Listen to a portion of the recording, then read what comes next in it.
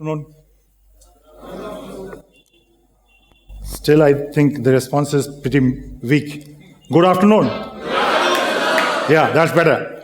So, in a game of cricket, we find that somebody is scoring runs, somebody is taking wicket, somebody is catching the ball, somebody is restricting the ball from going out of the boundary. So, what is that? It is a team effort. And finally, when the victory happens, it is the captain who is called for the trophy. The captain must remember that at no point in time, the trophy belongs to him. The trophy belongs to the entire team.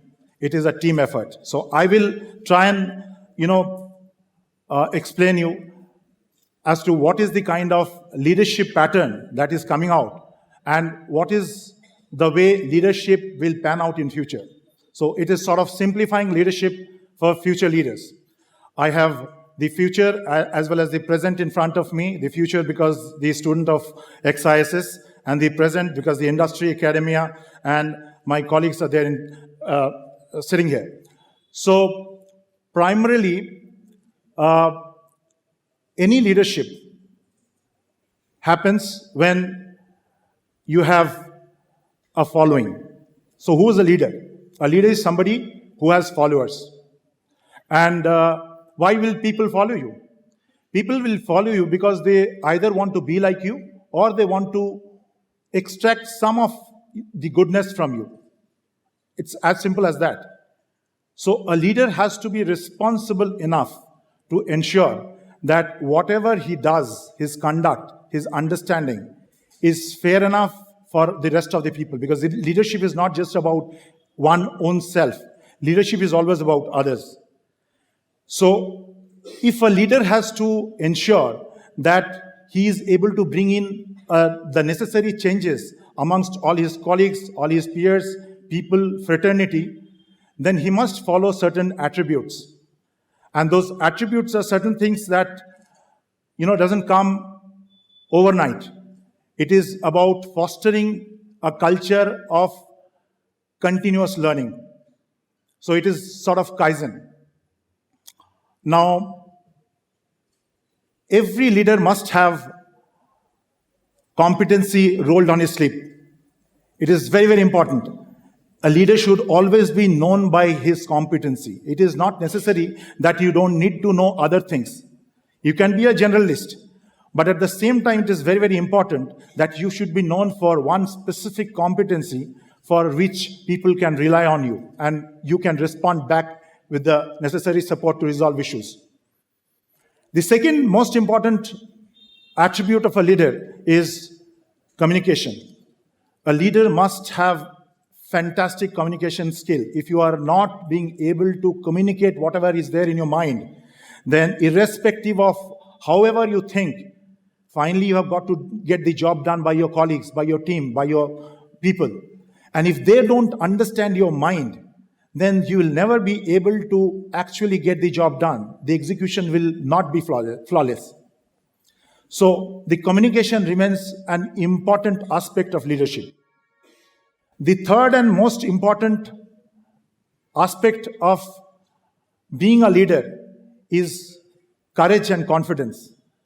Now, courage and confidence doesn't mean that, okay, Rohit is stronger than me, he looks stronger than me, so let me bump him. Let me give him a punch, tight punch. Courage certainly means that, am I able to stand up for what is right? See, these days, things are available in plenty and very easily. And we tend to do what is easy, undermining the, fact that we need to do what is right. But what is very, very important is we need to do what is right. And perhaps at times we need to step back from doing things that are very, very easy. There are a lot of examples which I can, give you, or I will give you. But let me first articulate the prime 3-4 important characteristics of a leader. The fourth most important characteristics that any leader should have is consistency in thinking. Let's say you decide to build up your bicep and tricep and build a body. And today you decide to go to a gym. From today, I will go to the gym from 7 o'clock in the evening to 9 o'clock. I will build my bicep and tricep, and I will be fitter, I'll be stronger. In the evening, you go to the gym at 7 o'clock, 9 o'clock you come back, and once you come back from the gym, you start, gauging how much bicep and tricep you have actually been able to build. Will it actually happen that way? It will not. Why? Because it's a consistent effort that is required over a period of time. So maybe you can see your bicep happening after 2 months, 3 months, 4 months, 6 months, and so on. So leaders need to be consistent in their thinking with regard to managing people.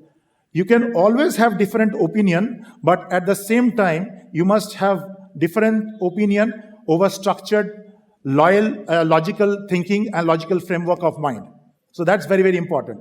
And the final and most important aspect of any leadership is integrity of your character.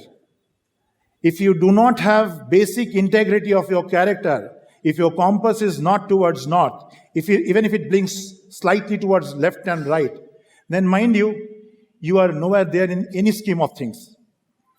I will give an example of Marwan Atta. What character is.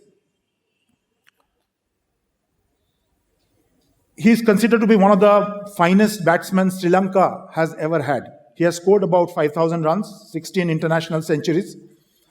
And when he made his debut, in his first international match, he scored a duck. In his second innings, he scored a duck. He was asked to go back and play domestic cricket. He played domestic cricket. After 17 months, he was again called because he scored huge amount of runs on the domestic front. So he was again called back. And then he started scoring, he was called back in the international side. Then he scored duck on first innings and one on the second innings. So he was again asked to go back to the grind and practice and do or play domestic cricket. So he started playing domestic cricket, again started scoring tons of runs. After 36 months, he was again called to the side. He scored 1 and 0 in his first and second innings. He was again asked to go back. But he never stopped practicing. He practiced and practiced and practiced. And after 6 years, believe you me, from his debut, he was again called back to the international side. And thereafter, he took off. The point that I'm trying to make here is failures are a part of your life.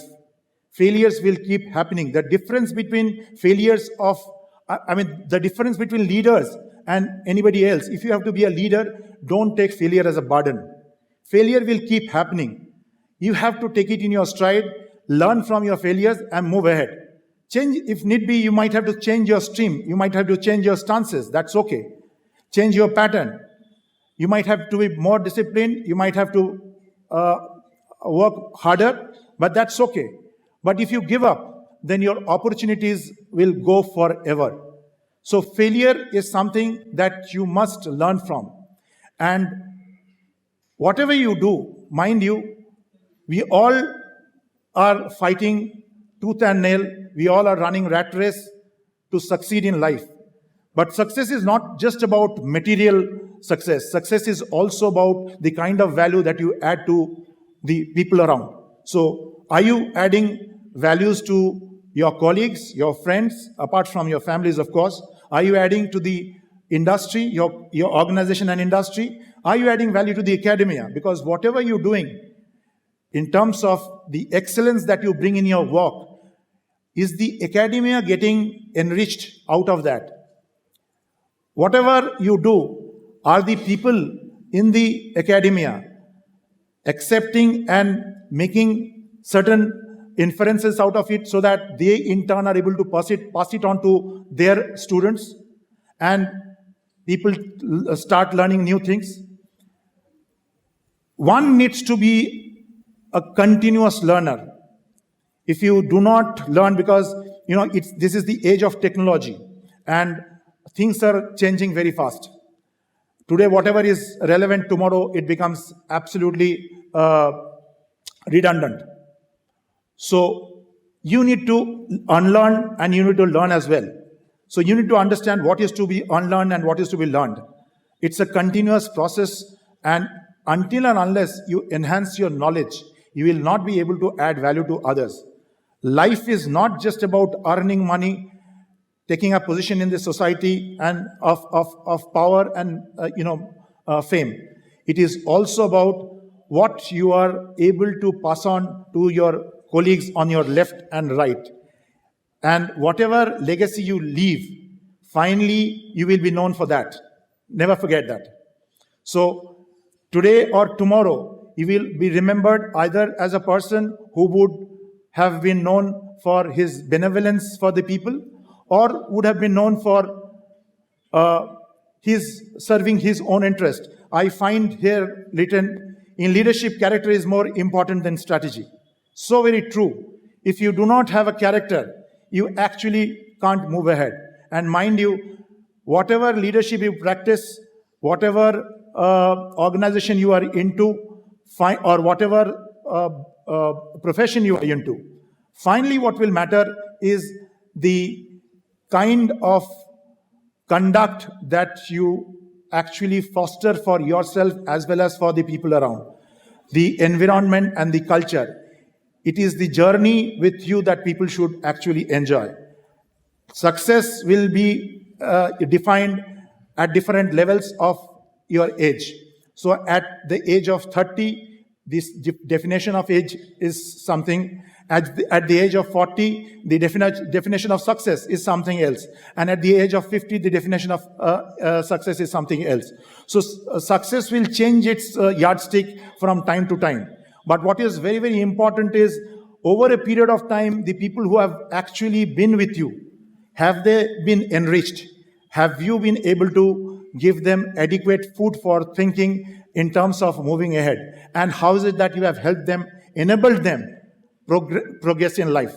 So that is what, thank you so much. The future is in front of all of you. I would just like to say that India is a land of opportunity. And there is huge opportunity, coming in over the next century. We all need to be ready for those opportunities. Opportunities will keep coming like cricket balls. You should be knowing which ball to hit, which ball not to hit, which ball to hit out for a sixer. But make sure you are ready for the opportunity. So whenever opportunity comes, kiss them, hug them very tightly, but don't miss them. Thank you, and all the very best.